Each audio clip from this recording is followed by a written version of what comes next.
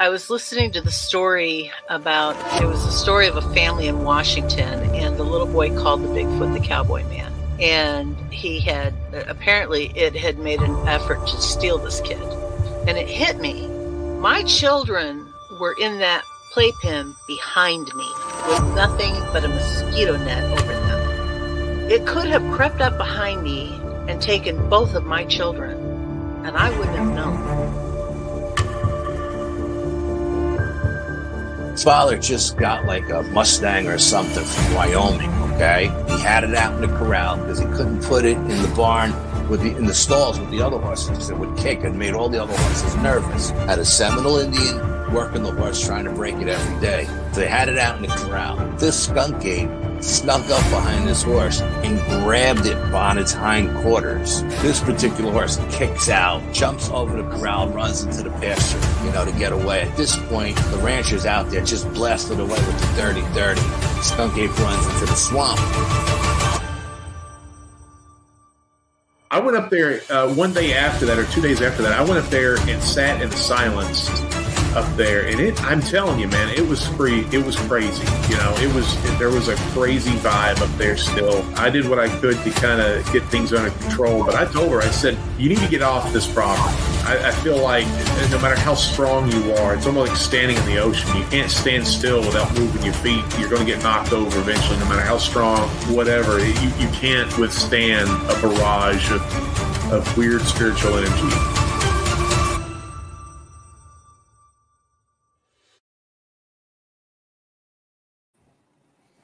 What is up, everybody? Hope everyone out there is doing well on a Saturday night. Thank you for spending it with us. I am Wayne, your host, joined as always by my partner in crime, and quite frankly, one of my favorite people on this planet. No. Miss Tiffany. How are you doing, ma'am? I am just slap happy to be here. Slap happy. Slap happy. It's been forever. We had a members only like 24 hours ago, but like a show. It's been a hot minute. It has. But we are here. Got an awesome show lined up.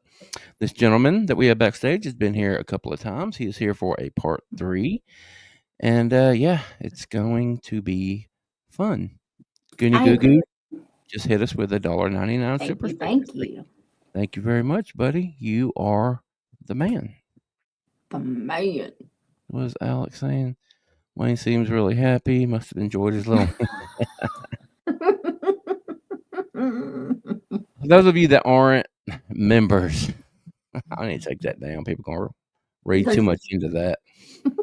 Those of you that aren't members didn't get to hang out in our members only last night, where we talked about, I had a birthday this past Thursday, and it's become a tradition that my son takes me to Rodizio, Brazilian steakhouse here in Chattanooga. We got a couple of them. Takes me there for my birthday every year, and you can go within 14 days before or after your birthday, so it doesn't have to be on your birthday. So today was the day that we went, and I talked about that last night. And there's these little non-English speaking fellas that just walk up to your table with these swords. It's a sword of meat, just different kinds of meat. And they just start shaving the meat off at your table. And it's amazing. It's like heaven on earth. It's so good. So I took a few videos today of the guys bringing around the meat, and I shared it in our little private group and everything. So that's what he's talking about. And that pineapple. Oh my goodness, the pineapple. It's like a full pineapple grilled that comes out on these little spit sticks. And oh my gosh, it looks I just so kept that guy. I guess just keep bringing the pineapple. Like, pull up a chair. Just sit here.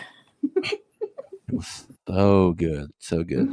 Anyway, anybody that has a Rodizio grill or anything like that near them, go check it out. It's not cheap at all.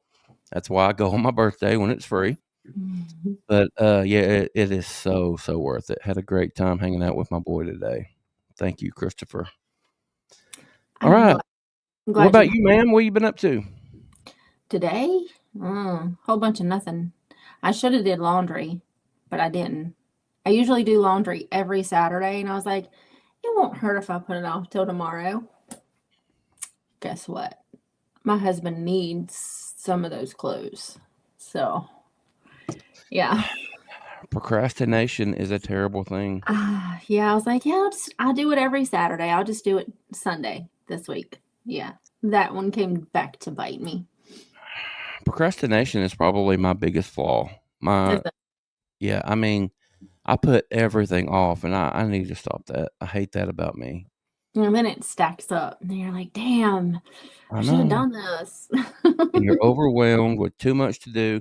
If you just would have done it when you thought about it, it'd have been over. It would have been done. Yeah.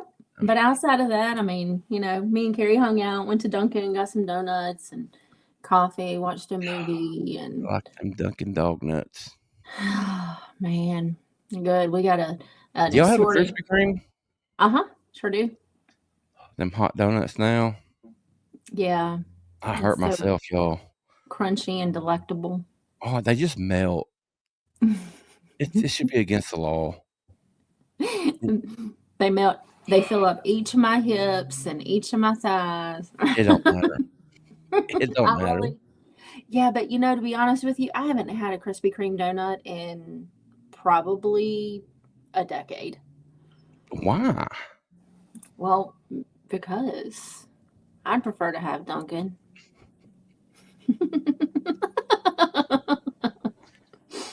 Gary, come on now, dude. This is a family show.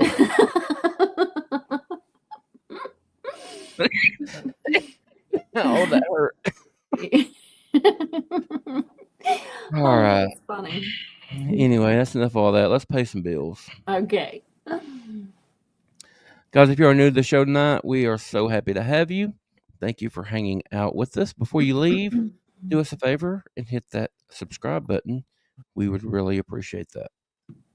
And if you would like to be on with Wayne and I, you can reach out to both of us, Wayne at paranormalworldproductions.com or me, Tiffany at paranormalworldproductions.com. We offer the safe space that you need.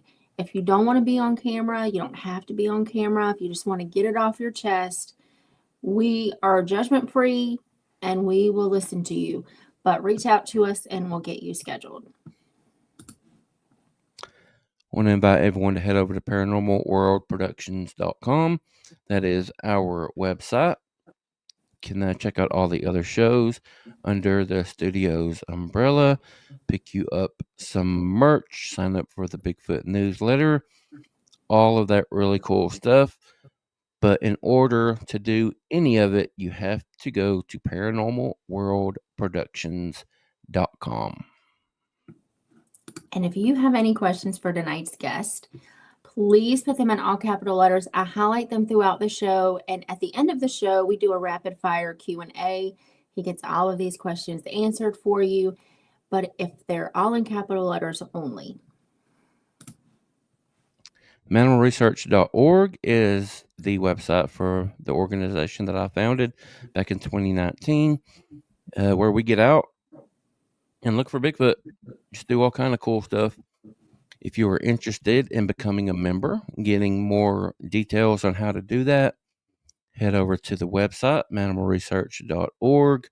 If you are having issues on your property that you would like someone to come and check out, we would love to be the people that you trust to do that.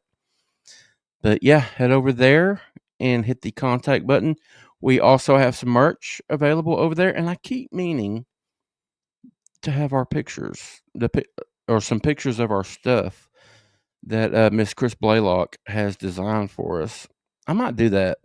Try to work on that here in a minute when Neil comes on and starts talking. I might get some of our merch up and show you. But yeah, we have the shop open at the website. You can help us out that way if you would like. But yeah, we need you to please head over to manimalresearch.org. Are you going to tell them about our membership, Tiffany? Yes, we have an amazing family It's offered at only $1.99. There are so many perks. And if you go on to our YouTube channel at Paranormal Odyssey on YouTube, it lists everything that we offer, but there are so many more things that you can get for $1.99. I mean, we have our Discord, we have our members only lives like we did last night. It was so much fun just to get in here and talk. We have a very cool thing that was just offered to us before the show. If you would like me to talk about that, Wayne. Please do. Okay. Mr. Neil has so graciously offered this to our members. So if you are not a member, the time is now. It's $1.99. Just going to tell you, because he has offered us, for our paid members, there are going to be 5 tickets to this conference here. Let me pull it up. I got it for you. There you go. Okay, cool. So he has offered 5 tickets to this conference at no charge. For our paid members, we're going to do a raffle. It is in Jonesboro, Georgia, March 14th and 15th. Those tickets cover both of those days. So it really does pay to be a member with us. You get all kinds of these different perks that just come out of nowhere. And it's just costing you guys $1.99. And the $1.99 goes to so many things because, as we say all the time, this is not free. We pay for this stuff. Primarily Wayne dishes it out of his pocket. But yeah, I mean, there's so many things that come up that we can offer you guys if you're members.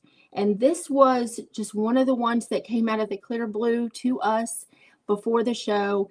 And we were just blown away by the generosity. So if you want your name in the hat for one of these 5 tickets and you're not a paid member, I would say do it now because the conference is coming up.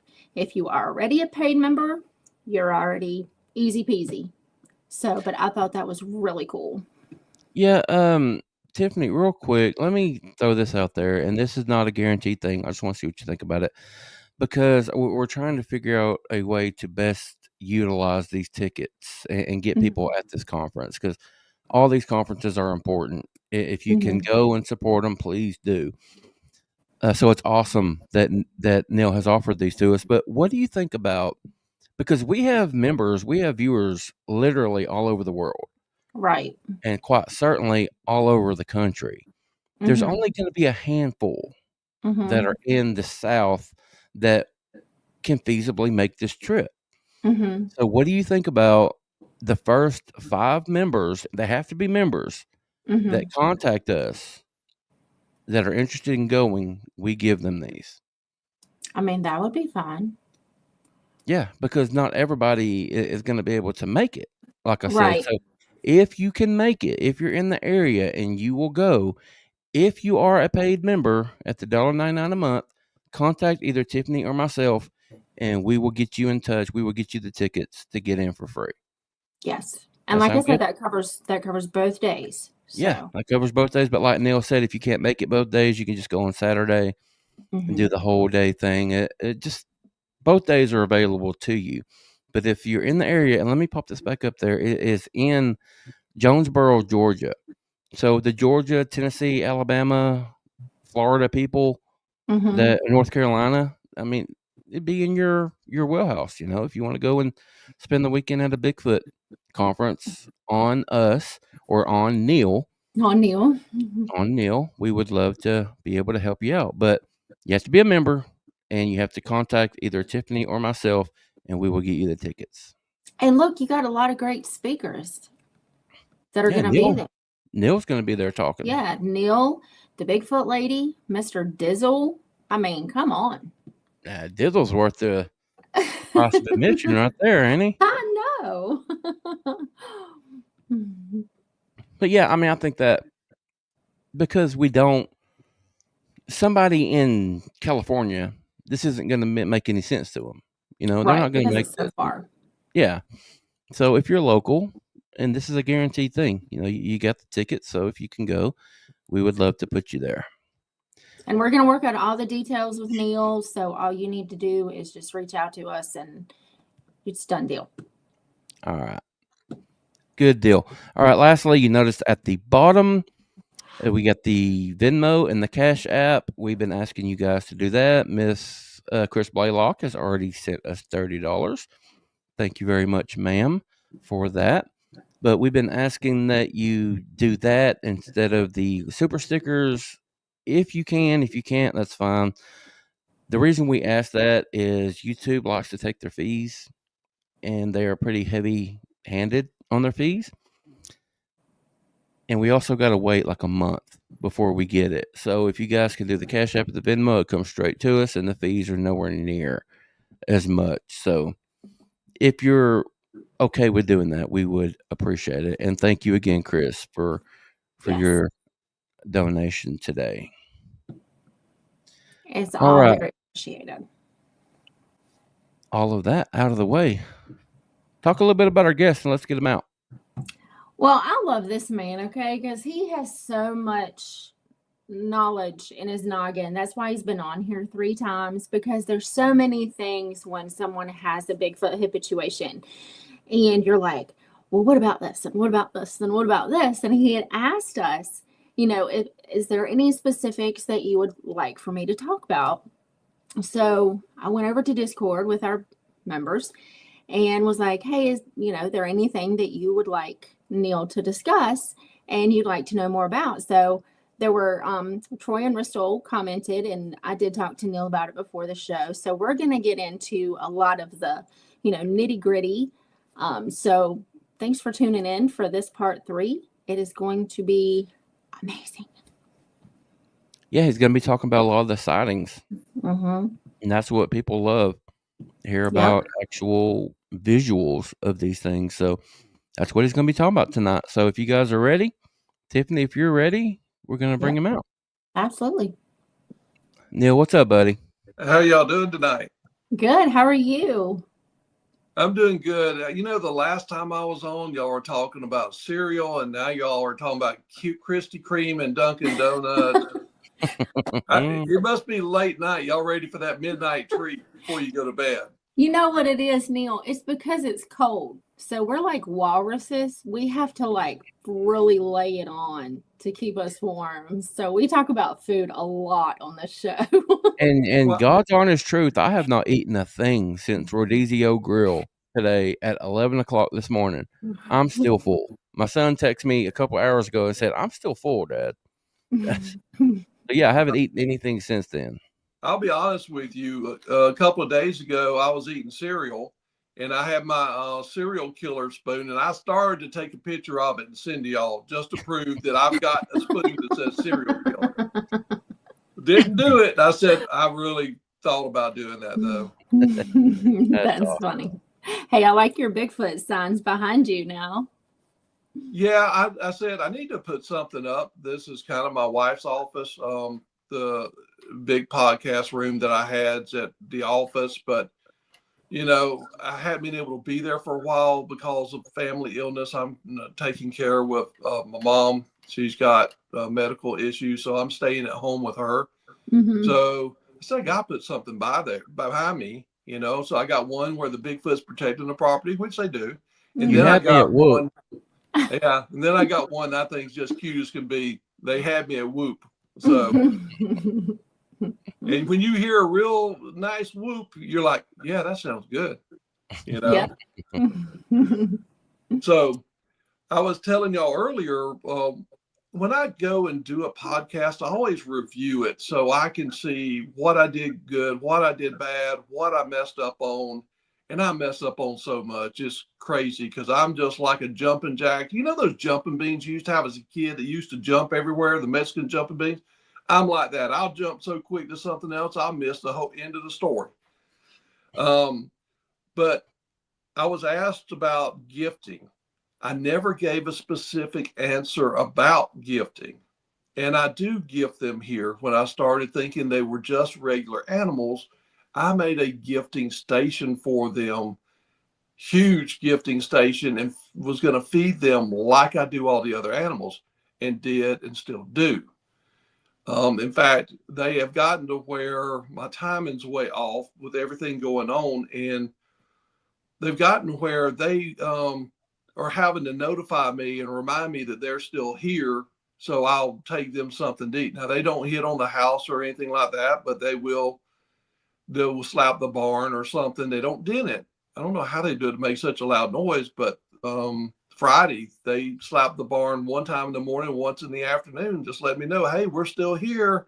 Your midweek stuff you didn't put out there, and so they do give me little reminders, and it's so neat because I get the feeling that they're just letting me know that they're still there, which in my mind is them really saying, I want something to eat, but gifting, I would not do what I'm doing now if I knew at the time how smart they were and things that people say they do. Now, I've never had it happen, but I believe that you can actually gift them if you do it right and not get into the situation to where they think you owe it to them or expect you to do it all the time.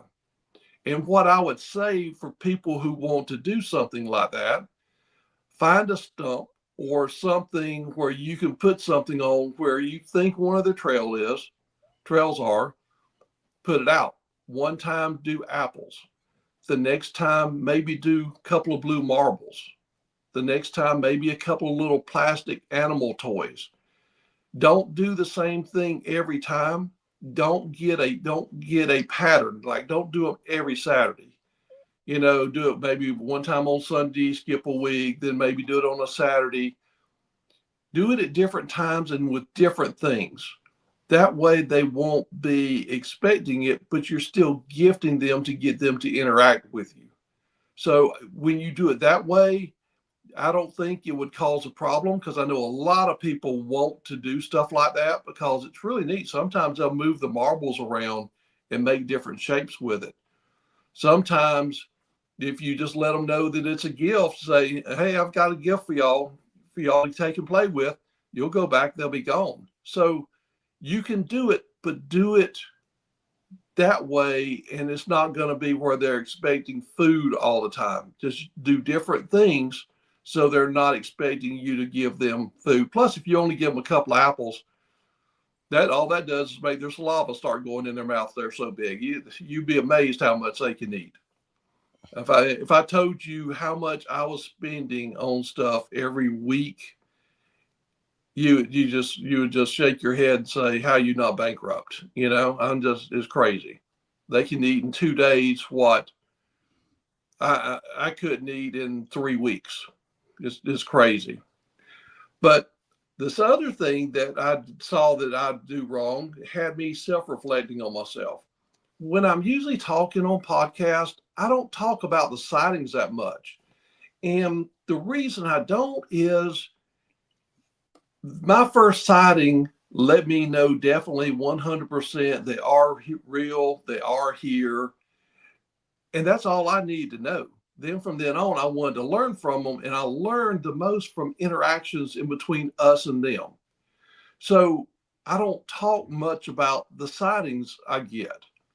But tonight, I'm going to talk about every sighting that I've had so far. And I've said it before, but I'll explain it again. I've seen the shadows in the woods. I've got pictures of them in the woods and can zoom in and see a face. I've got pictures of them in a tree. I can zoom in and you can see the face. I don't call that a sighting.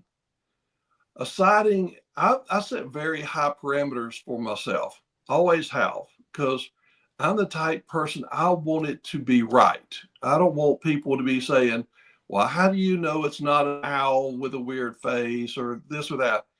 I want to know, if I call it a sighting, it's a sighting. So my parameters are this. Number one, I have to see face, or 2, I have to see hair. It's got to be one of those 2. And I have to know 100% it's no other animals in this area. So I got to either see a hair or face, or know that it's no other animals in the area. And so I've got 4 that reach that parameter. Okay. Now, again, I've seen a bunch of them that are in the woods watching me. I don't call it a sighting because I'm just seeing the outline of it. And you never know about shadows and things like that, even though I don't know that a shadow could mimic a 7.5 foot creature with its shoulders are outside and arms hanging down. I still don't call it a sighting. Then I've got some that are I'm 90% on that. I've got 3 of those. And the only reason why I don't call them a sighting is because they were babies. They changed our location from a family group to a nursery site where they were putting babies here with juveniles, and every baby would have a juvenile escort everywhere they went. And the mature mom was the one looking over them. There was always an additional juvenile that was either a day watcher or would fill in. But I've seen 3 babies that move like chimpanzees when they run away. So I can't say 100% that it can't be something else. If there is a escaped chimpanzee around me somewhere, that knocks it out. It makes it 90% to me, because I'm almost positive there's no escaped chimpanzees, but I'm sticking by my numbers. So I'm going to talk about them also. One of them I've already touched a base with a little bit, but I'm going to do the whole thing over because I'm going to go all through all of them in detail and all the stuff surrounding it. The first one, and they let us know that they were here in 2020, in January of 2020. And the first one happened later that year after they started trusting us a little bit. Our whole family was eating a late dinner. It was like 1:30 in the afternoon or late lunch, depending on how you want to call it, dinner, lunch, supper. It all's a little bit different, but I call it dinner. A lot of people call it lunch. And we were right by we have one of the rounded windows that you can look out of and see the backyard. And I don't know how it caught my eye, or if I don't know how it did it, but it caught my eye, and it was about 50 yards away, and it was squatting down in the middle of our side-by-side trail watching us. And I remember staring at it for a long time before I mentioned it to everybody else. I said, look right down there, down the hill. There is I think it is a Bigfoot that's watching us. They all looked and they said, no, that's just a stump. I said, there's no stump in our side-by-side trail. I'm telling you, it's solid black. And I started looking at it. I said, look at it. It's got trout muscles that are crazy, but you can still see the head above it. I said, that is definitely one of the Bigfoot. And lo and behold, like every time things happen that you really need to do, I had a pair of binoculars within 5 to 10 feet of me, and I didn't even think to go get it and look at it. But I watched it for a long time. It was probably 10, 15 minutes from when we were eating. And I told them, I said, mark where that is. When we go and leave the table and you walk back through, see if it's still there. Sure enough, I went to get a second helping of something. They went to put their plates in the sink. We come back, it's gone. It's not there anymore. I said, and it was a juvenile, but it was slender. But the thing that caught me was it was solid black. The trout muscles on it went almost from the end of the shoulders all the way to the bottom of the ears, or even halfway up where our ears would be. So you didn't look like it even had a neck. And I was amazed by the trout muscles. I'm like, no wonder they can climb up in trees like it's nothing with a muscle like that, because the rest of his body was slender. I imagine if it stood up from where it was, then it would be probably 5 to 6 foot tall. But it was just squatting down, watching us. So after we got done eating, my wife and I, usually on the weekends, we'll take the side by side and go over to the pond, feed the fish. So we took a detour and went down there, and sure enough, we could see the footprints from where it left, where it went into the woods. And that was the first one that let me know 100% they are here. Because when people tell me that they're here, and I've seen all kinds of stuff that made no sense with any other animals. We don't have bear here, but it's the only thing that made sense. And the guy said, you have Bigfoot on the property. And then I did a test and got a footprint of one. I said, yes, that's what we have, but I still want to prove it. I still want to see it. So that was the first sighting. Now, a lot of times people will tell you, people at cohabitation sites somehow get marked. Don't know how, don't know. It's really weird, okay? There's a lot of things that I've seen that you can't prove, okay? You just can't prove it. I mean, unless you capture one of them and a person and put them up in a room together and put electrodes all over them, you just can't prove it. You could kill a dead one and you still can't prove it. So anyway, when I go to other places, they actually let me know they're there. So what happened this time is we were having a family outing in LaGrange, Georgia. And we had a house that had a big pond down the hill. It had a real steep hill from the house. And in the front, it looked like one story, but the hill was so steep that there was a bottom story open on the back side of it. Off of the top deck or the top of the house, they had a deck built off of it. And my job was to cook the Boston butts. I had 2 Boston butts I was smoking, so everybody could have Boston butts. Now, to the west of us, there was a road they made going to the pond because it was so steep, people would fall and they didn't want anybody to hurt themselves. So they had made a road and put gravel on it going down to the pond. So there was a game room underneath the house. People were playing in there. There was some people already down at the pond fishing. And I'm sitting there at a picnic table watching the smoke, because my job was if it needed more heat, needed more smoke, I would go down and throw more chips on it, or add lump coal to make sure it gets hot enough and stays hot enough to cook through and through. Well, the wind was blowing it towards the woods to the west. And I'm sitting there just looking at the smoke and just looking away. And the other guy at the table I was talking to was looking the other direction. So we're having a conversation, and all of a sudden my eyes caught movement over there by the road. And I started looking. My eyes are trained to look for something that's parallel to the ground, horizontal or parallel to the ground for a deer. Because most of the time it's going to be a deer or cat or something on 4 legs. All of a sudden I see something standing up by this humongous pine tree. It was leaning out from the pine tree. I could see its thigh.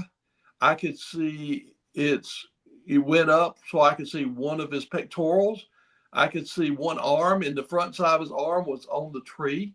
And I could see its head, and its hair was 4 to 5 inches long, draping down from its arm, and the wind was blowing it. So it was swaying back and forth like moss, but a pine tree doesn't have moss, So I'm sitting here looking at this Bigfoot watching me.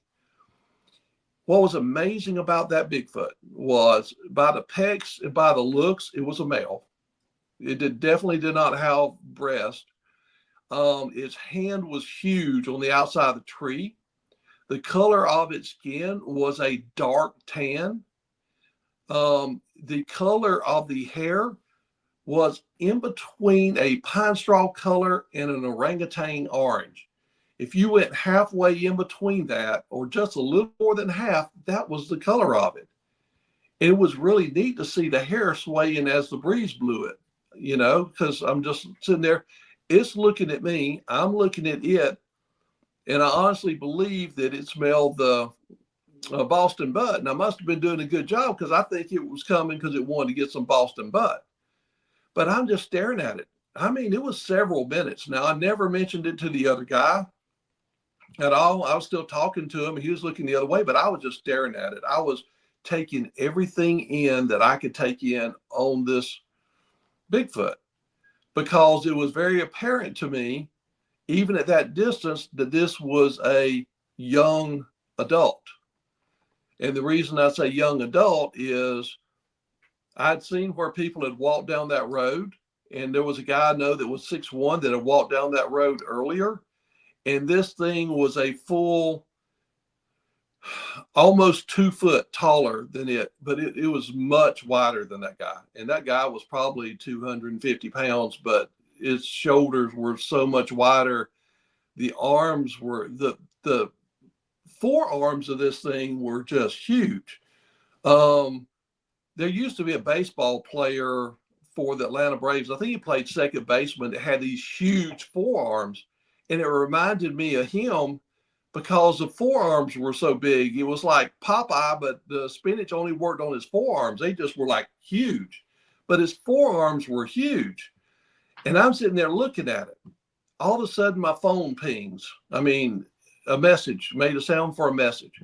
I glanced down to look at it, and it's somebody trying to sell something. I look back up, it's gone. It's nowhere in sight. I have no idea where it went to. It is not there. So I was like, holy cow, here I am at a different location. And at this time, I didn't know anything about them letting you see them or letting you know they're there at other places if you're at a cohabitation site. I started asking people that I knew that had lived at cohabitation sites, and they told me, yes, it does happen.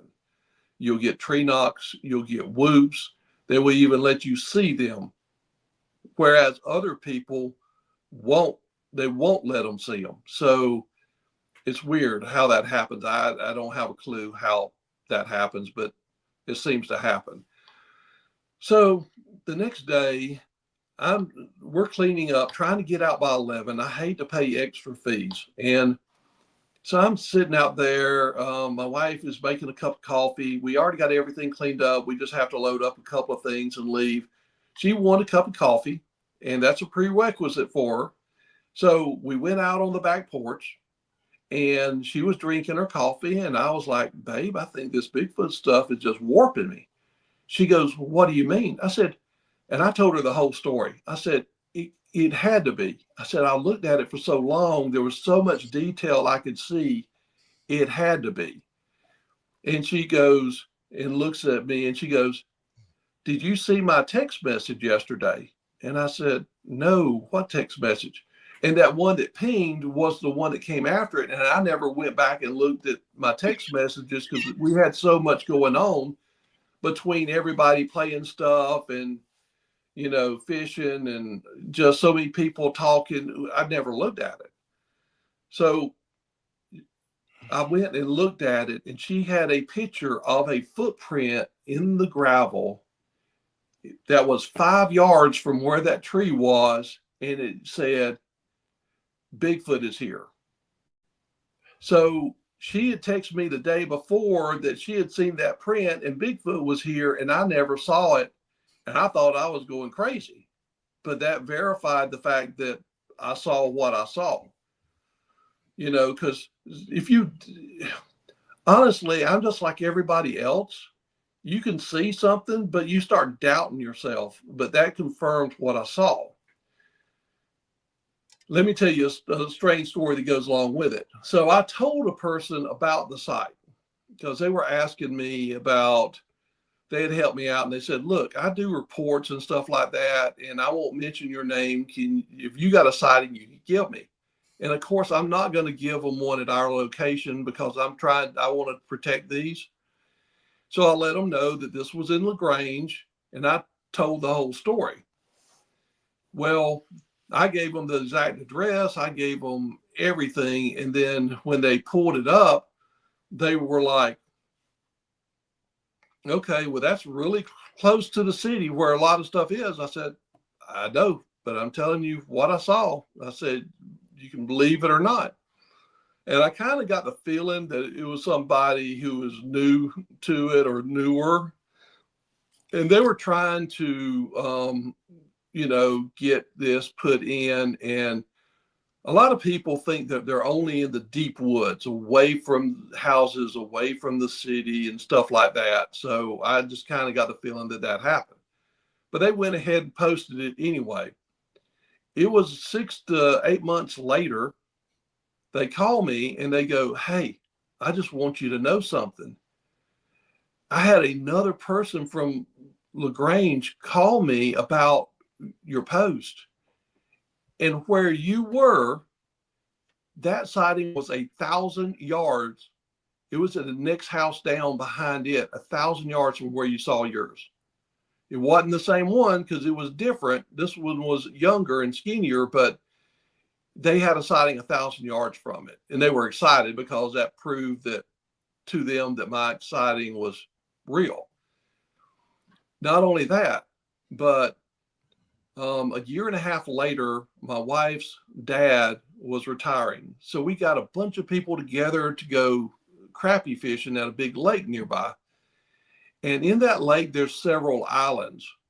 And we had a guide to help us because we were going to catch a bunch of crappie and then cook them for all the family that was going to show up to talk about his retirement and congratulate him and stuff. Well, as we're fishing for crappie, there's about 6 of us fishing and a guide, and we're hitting his spots that he has marked. He's got fish attractors and all like this.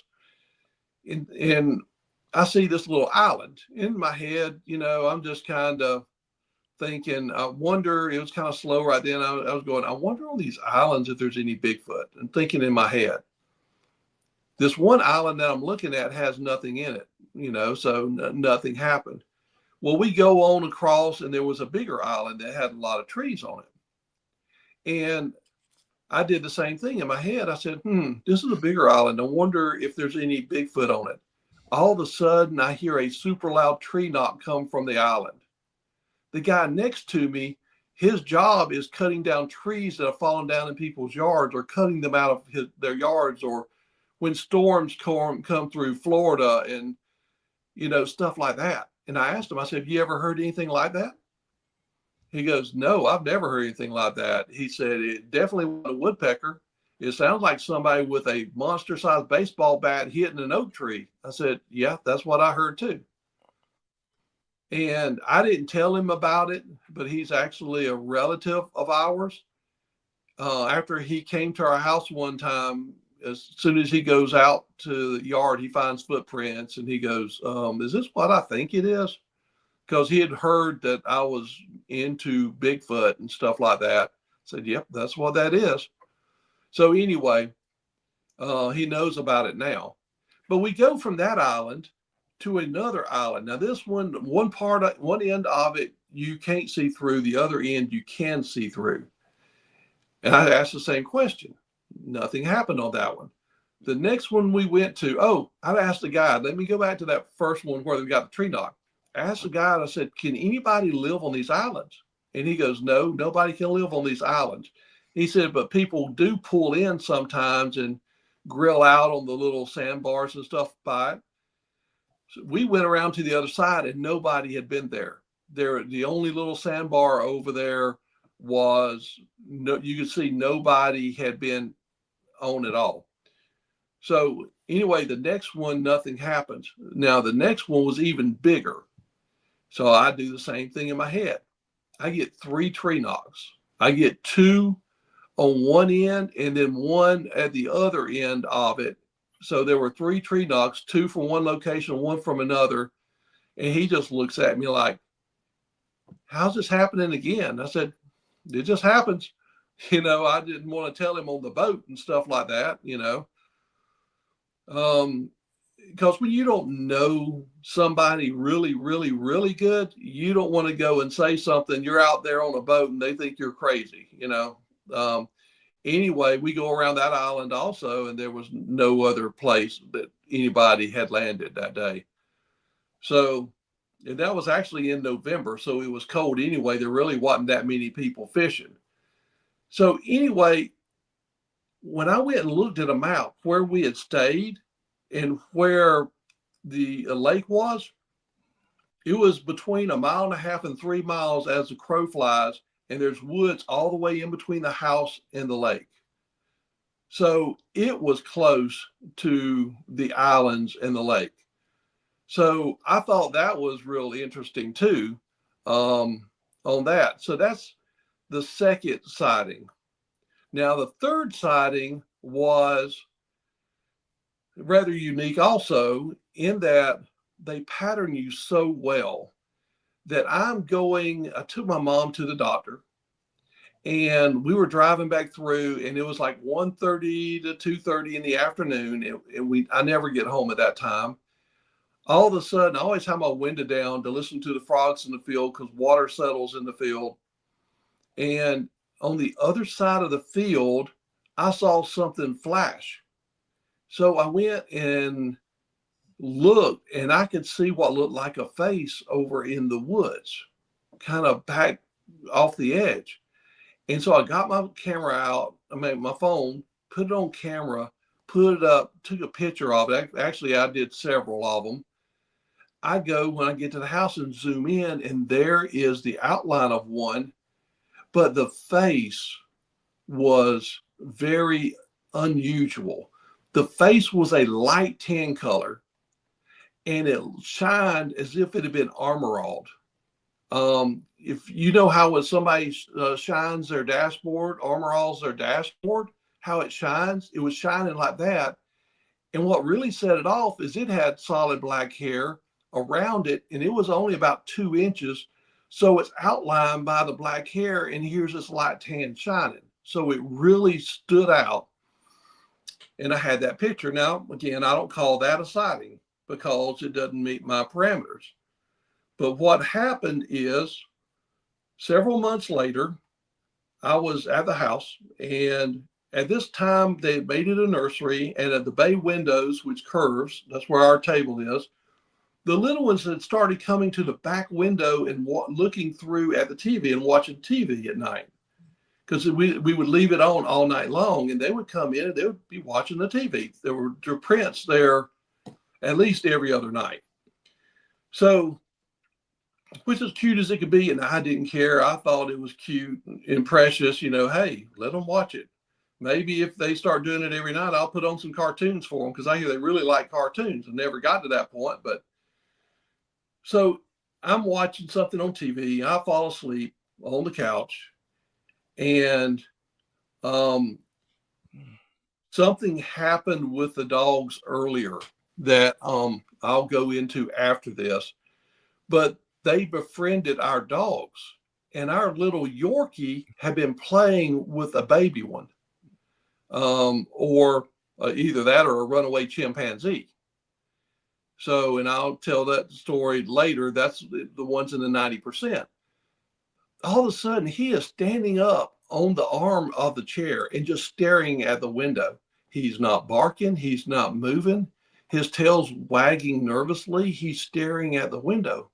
It's like, I think it was 2 a.m. It was at least 1, but I really think it was 2 a.m. And he's staring at the window. So I peek over the couch and look, and there is that face staring in the window, looking at me. The light tan color shining with the black around it. And from where it was in the woods, I'd figured out it was about 5 foot tall. So it was a really young one. But it's looking at me. And I start thinking about that, and I'm like, I got relatives coming here in a few weeks, and some of them going to be sleeping in here on the couch. I need to tell them they don't need to be looking in the window, because I don't want to have some of our relatives and friends laying there, and all of a sudden they look up and have a face looking at them in the window and scare them half to death. Right. So I went outside, and I told them, I said, look, they were gone, of course, because by the time I got up, they scattered. And I say they scattered is because the next day I saw where one was in the back window and that one was in the front window. That's why I saw it. If it had been in the back window, I never would have seen it. But there were 2 there that night. So I get up to go out, and they had already scampered off because they saw me getting up. But I let them know. I said, hey, I don't go look in y'all's house. Y'all don't need to be coming looking in our house. That's just a parameter we need to set up right now. They never looked in the house again. Now they have walked across the back porch, but they've never looked in the windows after that. So that was the third sighting. But I was talking about the dogs. One day we were coming home. We actually were out playing poker. My wife and I with some friends. Her dad loved to play poker, friendly poker. And so we had played poker, was driving in about 11:30 at night. And we have our windows down, listening to all the frogs, and listen to hear some once in a while you'll hear a whoop or you'll hear a howl as you're driving in, especially the later in the night it gets. So we're driving in, we have our windows down. All of a sudden we get up closer to the house and we hear a dog growling just on the other side of the creek. I mean, viciously growling, a big dog. And the next thing we hear is the yelp and scream as if it got snatched. And you start hearing the most torturous, I mean, I can't even talk about it around my wife. She will not allow me to talk about it. It was being ripped apart, limb by limb. My wife was so upset and mad, she wheeled off the driveway, pointing the headlights down there, honked the horn, and yelled out, "Stop it." Immediately, it went quiet. So whatever had it must have broke its neck. We stopped and we listened. We never heard a sound of anything running away. We never heard a sound of anything. And what we figure is that that dog was going after one of the babies, and the mom or a juvenile, something grabbed it and was making an example out of it. Now, we thought that that could have been one of our dogs, so we go check our dogs are still there.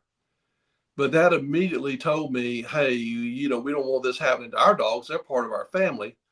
So I went down and told them, basically. Now, real quick, Neil, I wonder if it wasn't one of your dogs, did the thought cross your mind maybe it could have been Dogman? No, I had seen some wild dogs on the property before. Okay. So I really think, and they were both big. The wild dogs I saw, one of them was a bulldog, and the other one was almost like a Great Dane, something mixed. I mean, it had the long legs of a Great Dane, but it was mixed with something else. They were big dogs. Okay. Which makes me question, because I've been surrounded by a pack of wild dogs before, makes me even question, why is it I don't carry a gun around? But I don't. I don't carry it around. You should. Well, I should, but I think there's pretty much nothing that I can't handle. And I really, by knowing these ones around me, I think they would protect us too, because they have warned us of danger in the past and done some things to help us. I really feel sure that they would protect us. If not, I've got some clubs in the back of that thing that I used to hit a baseball bat pretty good. I'd probably put a hurting on them if they came at us. But yeah, I've always been more afraid of people than anything. Well, the wild dogs aren't though. Wild dogs, they go after people. I ran at a coyote before. I ran at it. I was going to grab it. And those things are quick as crap too. I didn't realize how quick they are till I saw it going after one of our dogs. But those dogs aren't in fear of people. Wild dogs aren't in fear of people because they've been around people. So they know them. Coyotes are still kind of in fear unless they have a big pack. But anyway, I told them, I don't want you hurting our dogs. If you do, the trust is over. They're part of our family. After that, at that time, we had a white bulldog in the house and we had a little Yorkie. And believe it or not, the Yorkie was the leader of the two. And that was the weirdest thing ever, to see this little Yorkie and this bulldog would run past him and wait for him to catch up to see where he wants to go. But they would go down to the gifting station and they would start coming back. They would go early in the morning and late at night, be gone for a little bit, which kind of worried me. But when they came back, the white bulldog had fingerprint marks on it where they had been petted. And they were letting me know that they were befriending our dogs so it wouldn't happen, because that was my concern. Later, I had to put the bulldog out in the pen with the other dogs because he decided, bulldogs like to chew. And when he started liking to chew, the furniture started dissolving. So we had to put him outside We'd replaced 2 couches, and that was enough. So, wow.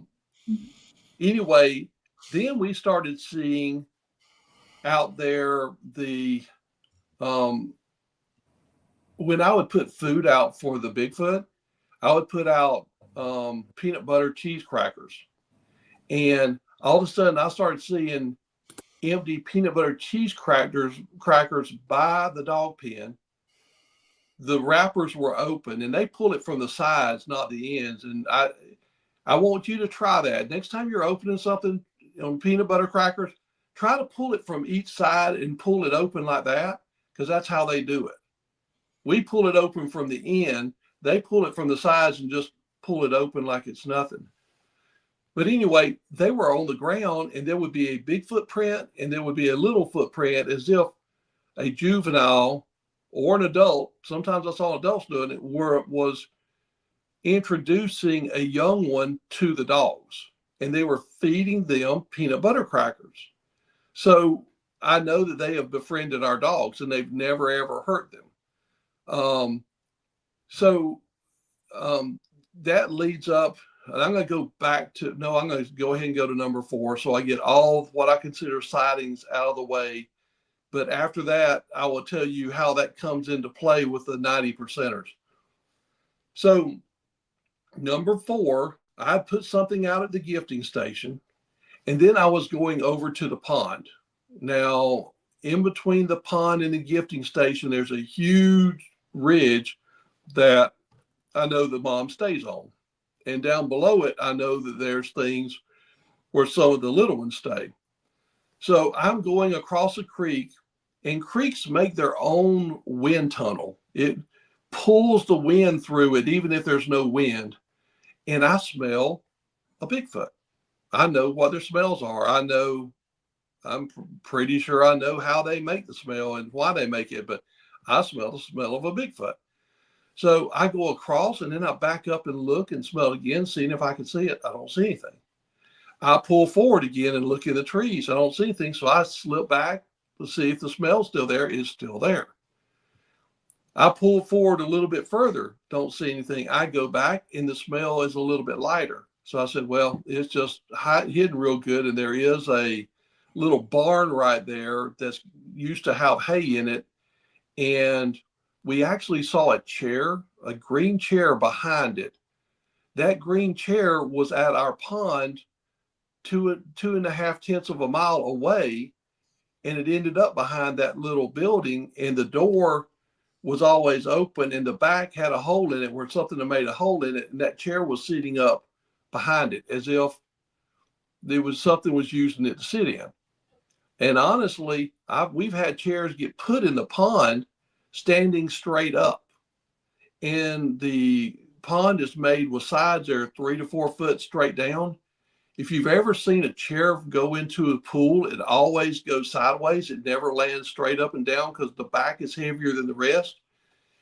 But we've gone out there, and chairs will be sitting in the hot summer, will be sitting in the pond as if they're going sitting in them, just chilling in the pond. I mean, it's just, there's no other way to put it, because I got another one just like it, and it's still sitting in a spot. Here's this one, 3 foot in the pond and sitting straight up and down. I'm just like, that's crazy.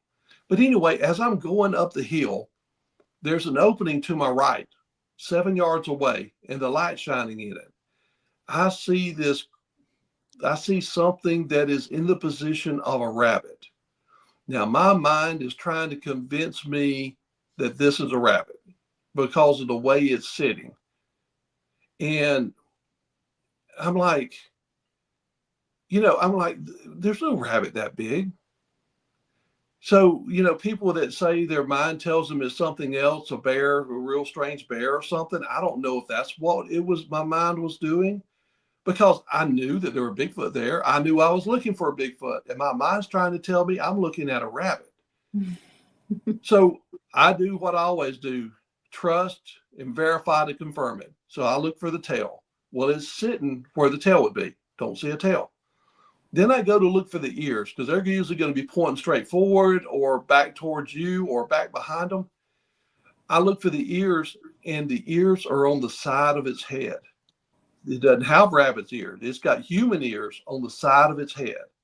It was a little baby Bigfoot, 7 yards from me, sitting down. Now, it never turned its head my way. From where it was looking in the woods, and between where the mama stays and the gifting station, that was right in between it. So I think they knew I put something out, and the little one wanted something to eat, and they were on the way. And I'd cut them off from crossing the creek, and it was going back. And I think it was looking at its mom the whole time. So I'm sitting there staring at it. Now, each of the sightings I saw something amazing. Now, what I saw amazing about this one was the ears. The ears seemed to be smaller than our ears were. They seemed to be a little bit lower than our ears were and flatter up against the head. Now, it had brown hair, dark brown hair, and it looked like it had some little black hair mixed in. It was kind of weird because it wasn't a solid hair color, which I would have expected it to be. But then when it moved like a chimpanzee. 2 things and it was gone. And I think it was looking at its mom and looking away. And, finally the mom said, okay, come on. Because I'm sitting there staring at it, It seemed like it was 5 minutes. It probably was more like 20 seconds, because it was so close. And I was fixed on it. I was taking everything in that I could take. So that was number 4. So I'd seen a juvenile watching us. I'd seen a baby that time. I'd seen another young one down there the first time. And then I saw that one adult in LaGrange. So that's the 4 sightings that are what I call true sightings. Now, there are 3 that I said that the only way it couldn't be is chimpanzees. Is loose. And the first one, my wife and I was going down to the gifting station right before dark, but it was still light. I mean, the sun wasn't all the way down, but you couldn't see the sun from where we were driving down to it. We were about 40 yards away, 50 yards away, and I see something on the gifting station on the platform. Something is sitting up there eating something. And I'm looking at it, and I had it blocked from raccoons. Raccoons couldn't get up there the way I had it blocked. All of a sudden, have you ever seen a kid in a playground on a platform, how they slide feet first down to the ground? Yeah. That's what this thing did. It slid down to the ground, went to all 4s, paused a minute with its butt facing us, and then it went around it into the woods. Now, that's the only one I've seen dead from the rear side of it. What was weird about it was when it was on all 4s, the legs were and the arms were kind of outside of the body, and it moved spiderish. Not exactly like a spider, but because it was outside of it, it looked a little spiderish. And it went around the gifting station and into the trees, where I know there's a trail that goes to a big vine that goes up into a big tree, where I'd seen one had been sitting and left butt cheek marks in the moss on it. And I call that one baby butt cheeks, because you could see the butt cheeks clear as day, and they had to be some massive muscular butt cheeks. And it was actually a girl. I could tell that by the butt cheeks, but don't make me get into more detail on that. But guys wouldn't have a gap in between the butt cheeks. So it was a girl. But anyway, it had this huge vine right next to it to go up in the trees. So again, if it would have been a dog or a cat or a wild animal, they would have leapt off there and gone as fast as they could into the woods. This didn't. It slid down like a little kid, paused a second, then went on all 4s and went around into the woods. But again, I can't call it a sighting because it doesn't meet the parameters. Now, the other 2 was with the Yorkie. The Yorkie one afternoon went behind this big tree in the backyard and was back there, and I was trying to get it to come inside. All of a sudden, I see something solid black going from behind that tree, out across the backyard and moving like a monkey, running like a monkey. And I'm just like, what is that? Then our Yorkie is following after it, and he's not barking. He's acting like he's playing. He's not barking and is chasing it. And then after it goes out of sight, then finally he comes to me. And I'm like, what in the world was that? At that time, I thought it was some kind of injured animal because the way it was running. But I kept thinking, what kind of injured animal, what injury could make something move like that? I couldn't figure any injury that could make an animal move like that. It was just like a monkey. So then, chimpanzee, monkey. So then later on, we had people over at our house, and we had a camper parked over by the dog pen to block them from seeing everybody at the pool because we didn't want them barking the whole time. And after they had left, we're on the back porch talking, and I'm looking out there, and I called for the dogs because they've been gone for a while. And all of a sudden, our dog comes out, the Yorkie comes out, looks at us, and goes back behind the little trailer. And I called him again. He runs out, looks at me, he looks behind the trailer and goes back behind the trailer. I said, what is going on here? Then I called him the last time, and I was getting a little frustrated. Yeah. Then he runs out to the edge of the trees. All of a sudden, here comes this little thing moving like a monkey, following after it. It goes past the dog into the woods. The dog looks at it. It looks back at me, then runs to me as if he was helping it to make his escape. And this then I realized that had to be a little baby Bigfoot because, but again, I don't call it a sighting. So that's the sightings and the ones that are 90% that I've seen. Now, my son's seen 4. And we all have heard knocks and whoops from them. So we've all had some kind of interaction with them. And if our house, electricity goes off at our house, our kids aren't very energy efficient. They always leave their lights on. If our lights go out, you will hear several tree knots all around our house as if they're saying, hey, you need our help. Is there something we can do? Every time the lights go out, it's just like drums going off in the woods. They're hitting it, doing tree knocks so much, but it's because they're not used to all the lights going out and they're interacting with us. I'm serious. It feels like they're saying, what can we do to help? Is there anything we can do to help? So that's really neat.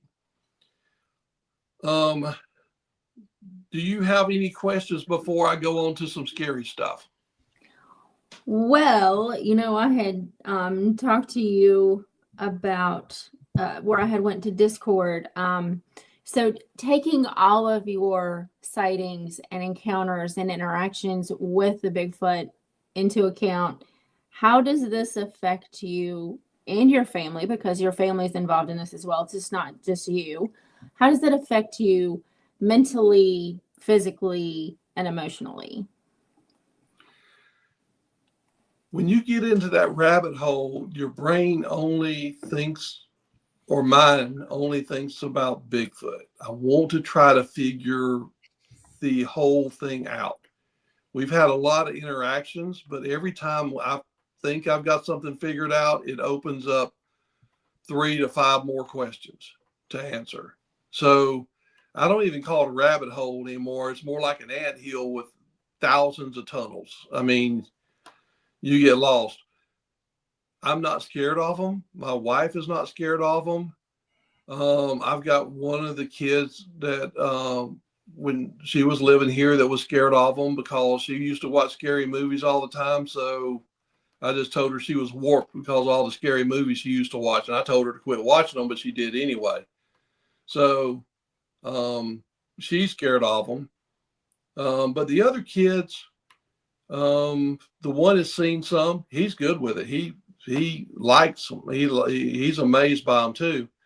One of the other kids has heard all the stuff, but he wants to see them, and he hadn't got a chance to see them yet. The other one has actually seen one running across the field, but doesn't. It's just like something ran across the field to him. It doesn't affect him either way. So it really doesn't affect us. We actually think they would help us out if we needed something, and they have helped us out. But my mind's just corrupted with it because I just want to learn so much about them, and try to find ways and create ways to learn more about them. But as far as being scared of them and stuff like that, we're not, except for the one that used to watch all the scary movies. So Yeah. All right. Well, I mean, we're already well over the hour. We have several questions from our audience. If you want to go ahead and get to those. well, I've got some scary stuff to go into that'd be scary to most people. I think they would like to hear, if that's okay. Yeah, go ahead, man. Go ahead. Okay. If you got the time, I'm sure we do. Oh, I've got the time. I mean, I talk about this subject until the sun comes up, but because it's amazing to me. Okay, so one thing that I did early on when I found out that they actually could read my thoughts, and that's how I do things.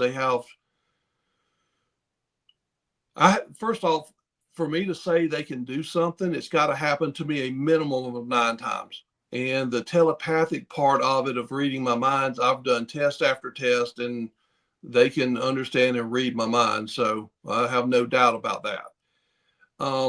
But I told them I would like to see their special abilities. So they have showed us some of their special abilities.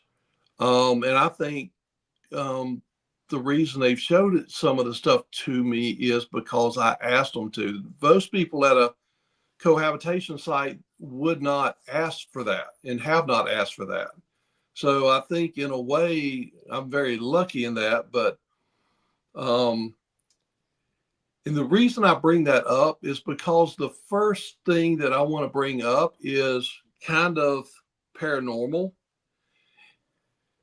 So before we knew that they had a nursery, and before we knew a big male was here for 2 to 3 weeks, taking care of all the family. This was before the nursery. He would get the food and protect it while the mom was taking care of the baby. And I think that she would take care of it 2 to 3 weeks, and then one of the juveniles or younger ones would help. But the male would be there to protect you. And the male doesn't want you around when the babies are here that young. He really wants it to be safe and secure and doesn't want you around. So what happened is that year we hadn't got to mow around the pond in March like we normally do. We usually go in March, the middle or end of March, and start mowing. This year we couldn't. Different things came up. It just didn't happen. It was the end of May, and the grass was super high. So usually I take a weed eater and weed eat around the pond while she's mowing with the side by side, the taller stuff away from it. Because if she got too close, that zero turn would flip into the pond. So I decided I would take the lawnmower, put it in the back of the side by side, and push the lawnmower over the edge to cut the tall stuff. So as I get out of the side by side, all of a sudden I get the lawnmower down. All of a sudden the hair stands up on my arms. Now, only one other time in my life had that happened. That was when I was real young and a pack of wild dogs had surrounded me. And I ended up getting out of that situation by killing the one that charged me, because the one that charges you, they try to get you to run, then the others converge on you. But I killed the one that was charging me, then the others scattered. So I told my wife, I said, babe, we got a problem. She goes, what's that? I said, you see my arms? She said, yeah, your hair's standing up. What's going on? I said, that's only happened one other time in my life. Something around us is danger, is giving me a danger thing. 10 to 15 seconds, it went down. And so I said, okay, maybe it's gone and passed. So I start mowing. I'm going around the edge. And when I get down there close to where their trail is, I get this feeling, and I know they have the ability to ping me their locations.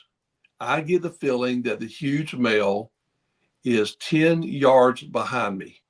Now, I don't want to see a big male up that close because I've heard the Indians say that they'll mess up your mind. And I've know people that have seen big males that close. They never want to go in the woods again. So I made up my mind. I am not turning around. All of a sudden, mind speak hit me in my head. And what I heard was, you need to leave now, in a deep tone breath in my head. Clearly wasn't my voice. It was deep bass. You need to leave now. I forget they can read my mind. I'm sitting here going over the situation. Okay, if I go to the left, can I get away? Do I go around the pond? Can I get to the side by side? Because I do have a little knife and stuff like that. And then it says to me again, you need to leave now. There's nothing you can do to me.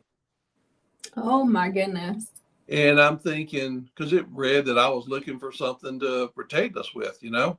Mm-hmm. And then I'm thinking, and I realized that he was reading my thoughts, and I'm like, you're right. There is nothing I can do to you.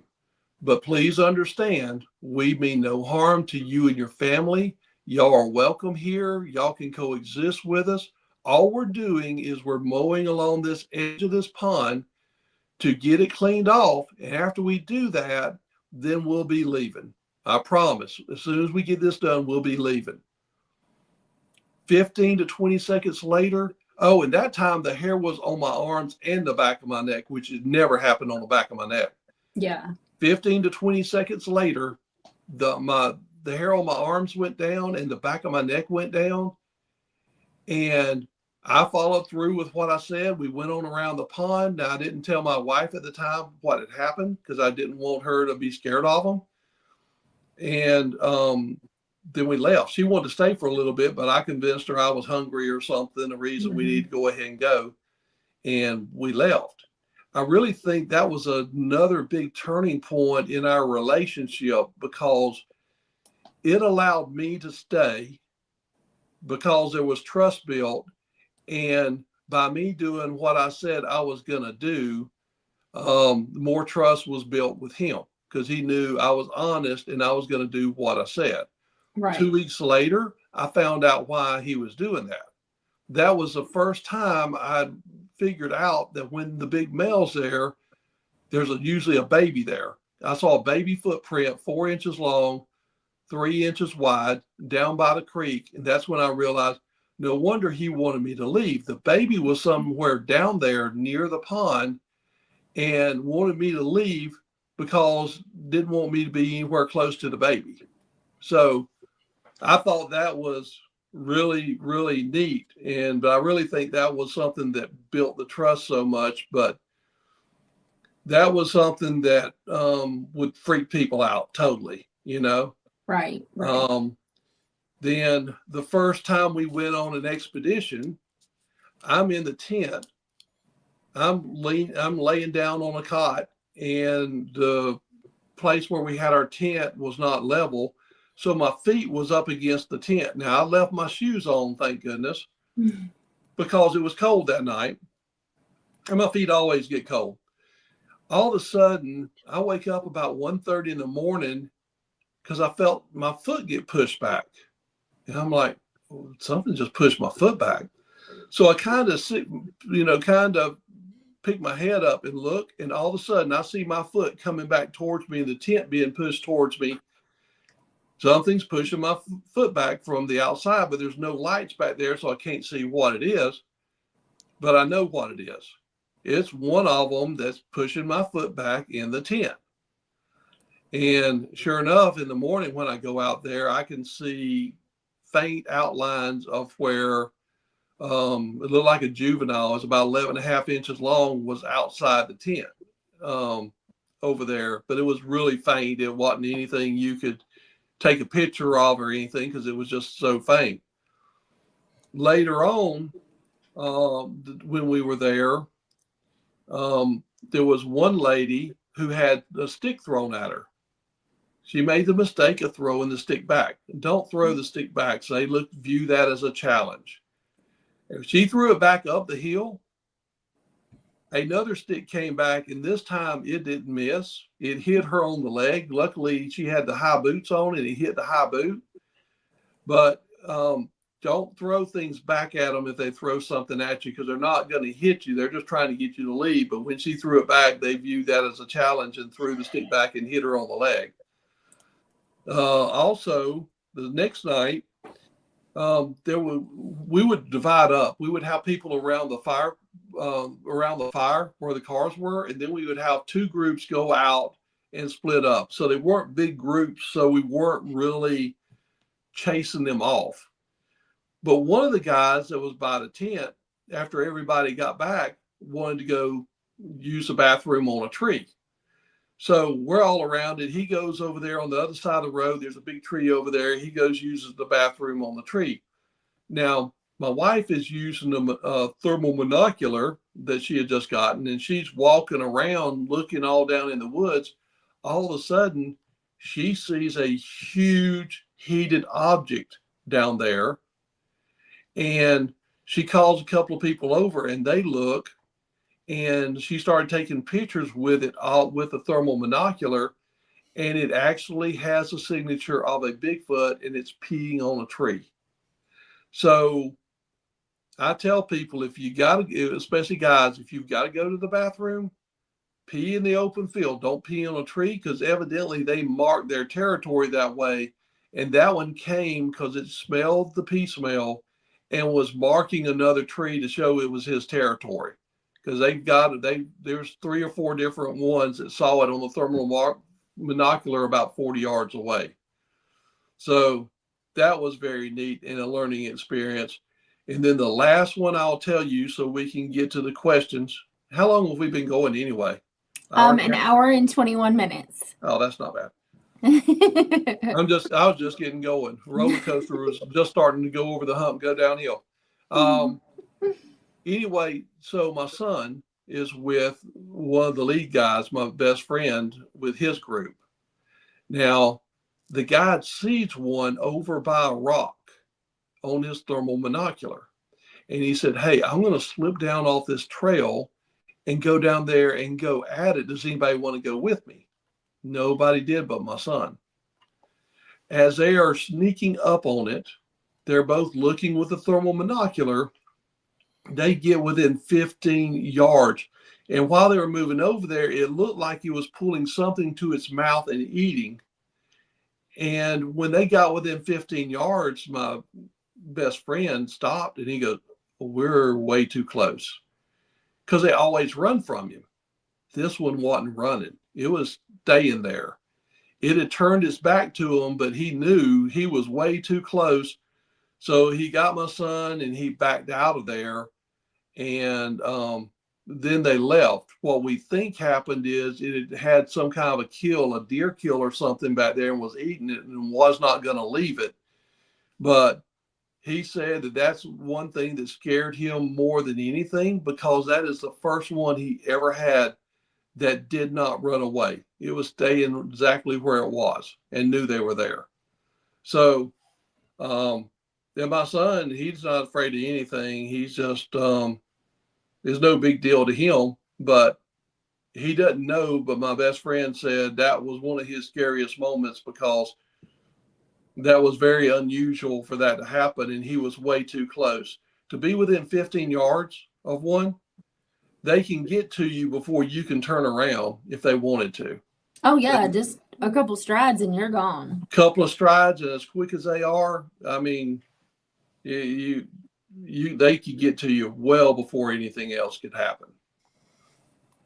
So if y'all want to go ahead and start on the questions, I can keep going, or y'all can go ahead and start on the questions, and then we can start. Let's get to some of these questions, because we got quite a few of them. Okay, good. All right. Troy, will they eat meat? You talked about gifting. Oh, yeah. They love meat. I think deer is one of their favorite animals to eat. I've asked them not to eat our deer on the property. And when I don't know if you remember, but in the very first episode, it should have been a deer haven here because there was so much for the deer to eat, but we had very few deer. The reason we had very few deer because they were being food for the Bigfoot around here. And they had been here for a long, long time. But I actually had put out, if you remember the one where I put out that huge rotisserie chicken that was taken away, and then they brought me back a bone because I said they didn't even leave a bone. I remember that. Mm-hmm. They eat that, and sometimes during Thanksgiving or Christmas, if we're getting a big ham or turkey and we have some left, we'll put it down there. They will disappear. So yes, they eat meat and green stuff. Okay. Hey, Tiffany, if you don't mind, take over the questions for just a second. Sure. All right. Troy said, wouldn't a chimpanzee be much smaller than a juvenile? Yes, chimpanzee is much smaller than a juvenile. That's why I call it a baby.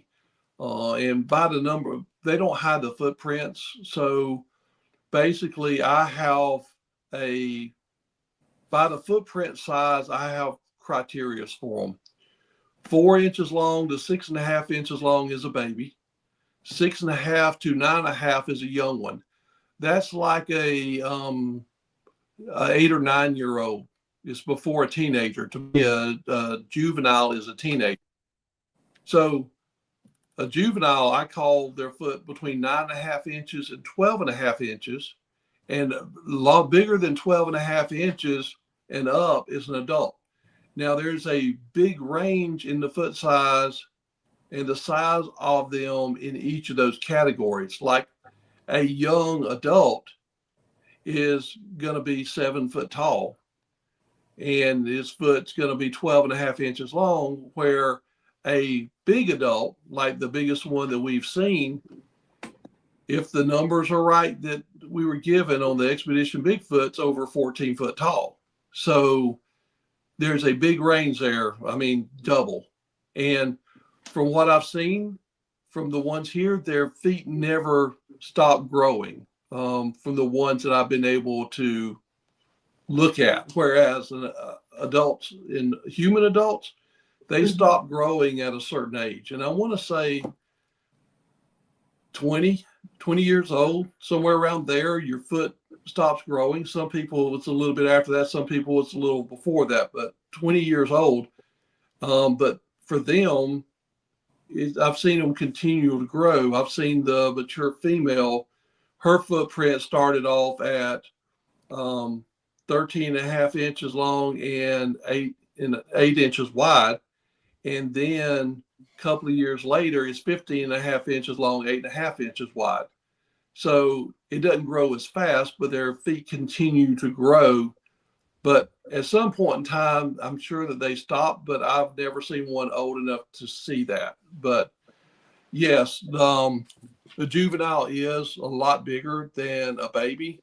A baby's like the one I saw that was on all fours. If it stood up, it was going to be 3 foot to maybe 3.5 foot. So like a toddler. Yeah. Yeah. And then the other one that I saw, that the one with the real light face and the siding, it was about 5 foot tall. And its footprint was right there at the cutoff. I think its footprint was around 6.5 inches. Mm-hmm. So it was right there at between the baby and the young one stage. But it was about 5 foot tall. So yeah, it varies. But that's how I go by the footprints and decide what it is and kind of get a feeling. That way I can get a feel of what's there.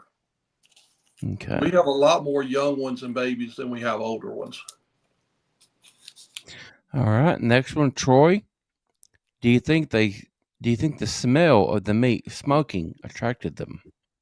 That one, definitely. I think that Boston butt is what it smelled, and it was coming out to see if it could get a free meal. because I'm telling Okay. you, it was great Boston butt. So if I was in the woods, I'd come out and want some of it. All right. Ristel, how many acres do you own and what surrounds it? Well, we own about 30 acres, a little over 30 acres, and it's got 2 creeks on it. And every bit of it is considered floodplain, except basically where our house is and another couple of places. There was 600 acres near us that was wooded that nobody did anything with, but they clear cut that last year. And that has changed our whole situation here because that was a safe zone for them too. They stayed here because it was a safe zone and they had food to eat.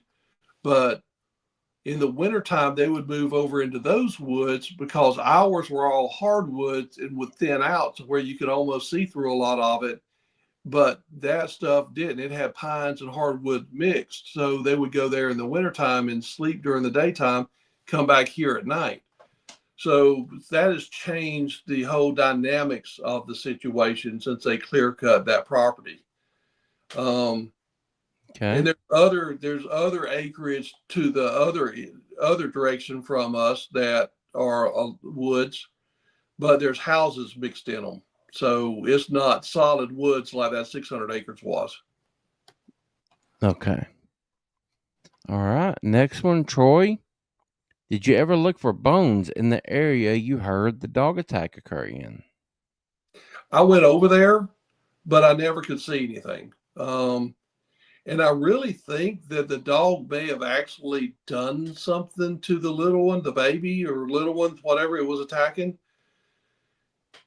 Because I swear that for 3 weeks after that, there would be 3 or 4 nights a week, I would hear something up on the roof. Almost as if they would put one of them up on the roof. And from our roof, they could look out of the woods and see it. And nothing could get to it on the roof. And they could look and see it on the roof. So I don't know if one got injured, if a baby or something got injured, but I just kind of got a feeling that maybe it had gotten bit. And then when they would go hunting, they would stick it up on our roof and just let it stay there till they were done hunting, and they'd come back and grab it and go on. But Okay. did I know 100% for sure or get a picture? No, but I can hear little footsteps when I go to the bathroom. I could hear little footsteps, and when I would play music in the bathroom, it would walk close to hear the music. It loved music. Okay. All right. Also from Troy, how did you tell them that the dogs were part of your family? Telepathically or verbally? Or some other Telepathically. way? Telepathically. Now Telepathically. they understand it if I say it verbally, but at that time I was telling them all telepathically. And there's 2 areas I know I can go to make sure that the message is going to get got at one of the 2 places. In fact, I've never found it not received at one place, but when the dog stuff came up, I went to both of these places and told them the same thing, but it was telepathically. Okay. And lastly, Lady Raven Moon, did you leave a gift when you were done mowing around the pond? I didn't. First off, I didn't have anything in the side by side to give them. And my biggest concern was at the time is making sure I did what I said, that as soon as we got done, we would leave, and making sure I could convince my wife that we need to leave because she really wanted to stay and sit. We have a little sitting area over there under a really nice tree, and she wanted to sit over there for a little bit. So I had to convince her that we needed to leave, and I did. So that was my main thoughts, was to leave when we got done and get her to leave. Okay. All right. Very cool. Again, Neil, thank you so much, man, for You're coming welcome. and hanging out for a third time. Again, real quick, tell everybody where they can find you, anything you want to promote, anything that you want to talk about. Okay. So I've got 2 or 3 things. First off, if you want to look at the patterns of Bigfoot or what you can do if you want them away from your house or to stay, at your house, but try to coexist with them, I have a website. It's bigfoottalk.com. And there's a lot of cool stuff in there. And there's ways that you could reach me. I'm glad to talk to anybody at any time about stuff. And I'm starting to get messages all the time. And more people want me to come to their place and look for stuff. And they send me stuff. And I'm like, yeah, they've got stuff by the pictures they're sending me. If you want to hear or read about some of the stories and the recent occurrences, on Facebook, it's also called bigfoottalk.com. And I ask you to join the Facebook page, and you can go and you can read all about the things that go on here. And please, if you're in the area, we have the conference going on March 14th and March 15th. And it's called the Encounters Conference. Most of the people there have actually witnessed or seen a Bigfoot, or they've had interactions with them and either done a movie or wrote a book about them. So people there are going to be very knowledgeable, and our goal is to answer questions that people have about them. If you come up and ask about any special abilities or any questions you have, we want to answer it for you, because I find out in a lot of the big ones I always have questions in my rabbit hole I want to ask people. I never can get answers to, because I've either got to wait in the line for a long time, or they don't want to talk about anything like that, because I guess they don't want to lose anybody that may not believe in it or whatnot. And so, Yeah, that's not what we're about. We're about telling people what we've seen and known, and hopefully answer your questions. That's what our goal is. awesome. All right, man, very cool. Hopefully there are a lot of people out there that will check out that conference, come and listen to you talk. You've been awesome, man. I appreciate everything that you've done. Thank you so much for taking the time to hang out with us. I hope that you enjoy the rest of your evening. All right. And me also with y'all. And just remember, I have probably another 10 hours of interaction. So if you want to hear a lot more interactions, y'all know how to get in touch with me. And Thank you again for offering those 5 tickets. You're welcome. That was really nice. I'm like, because I know how it is when you have people that, are watching your site and trying to get all these special things. Those people also want to appreciate getting stuff back. And exactly. I'm all about helping people out, and y'all help me out as far as get the word out about the conference. So I wanted to make sure that people that follow you have a chance to get something that they wouldn't get for free. Well, we appreciate it. It was very nice of you to do for us, and we appreciate that. You're very welcome. Yes, they'll reach out to us. All right. Well, we'll talk to y'all later. All right, buddy. Thank you. Okay. Have a good evening. All right. Y'all too. Bye-bye. Bye-bye. All right. I love picking his brain. Very, very, very good stuff. All right. Yeah, guys. Again, if you're members, reach out. If you can make it to the conference, we would love to put you there. Again, there's only 5 of those available, so reach out as quickly as you can. Yes. All right. You got anything else, ma'am, before we get out of here? No, just come back and see us Tuesday. We're going to have Scott Brush on. He is friends with Crystal Blevins, and he is so excited to be with us. So I can't wait for that show. Awesome. We will get into it here in just a few days. All right, guys. Again, until we talk to y'all again, y'all take care of yourselves. Take care of each other. Bye. Bye.